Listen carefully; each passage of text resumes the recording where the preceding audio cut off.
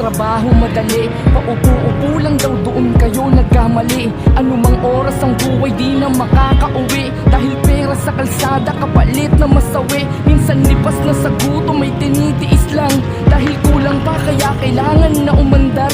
Mamasada sige pa kahit kamay na'y mangawit, mapapakamot ka't mapapasabi ka ng awit. Dahil minsan kahit ano pang ikot ko ay matumal, matatapat ka pa, ikaw pa ay masisiraan. Kaya kahit coding pa ay namamasada na lamang. Ito ay pahinga ngunit kailangan ko ng income. Wala akong magawa kundi kumayod ng kumayod. Wala na sa'kin yun yung salitang tawag na pagod. Kailangan tiisin kasi di ako mayaman. Kapag di gumalaw pamilya ko'y magugutuman. Ayan ang mga biyahe ng mga tricycle driver. Tignan nyo lang mabuti. Yan ba yung tamang mabubuhay ang tricycle driver sa mga operator na mga masyadong mataas ang mga ambisyon sa boundary? Tignan nyo po ng maayos. Yan. Tignan nyo kung paano kikita ang mga tricycle driver.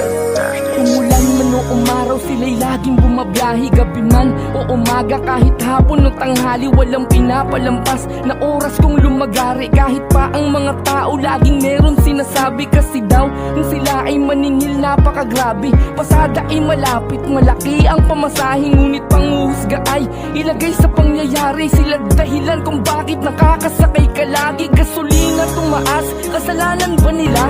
Yung pinatong nilang kakarampot pang bigas nila. Katulad mo meron silang anak na pinapaaral, buhay na kataya sa mga dinadaanan. Mahatid ka lang sa dapat mo na patutunguhan. Pasahero ka pero lagi kang iniingatan. Tandaan kung wala sila galaw ay mabagal. Sana kahit tricycle driver sila ay igalang, at mabuhay ang lahat ng mga tricycle driver. Palag-palag lang sa kalsada, at huwag kayong tigigil masiraan ng gulong.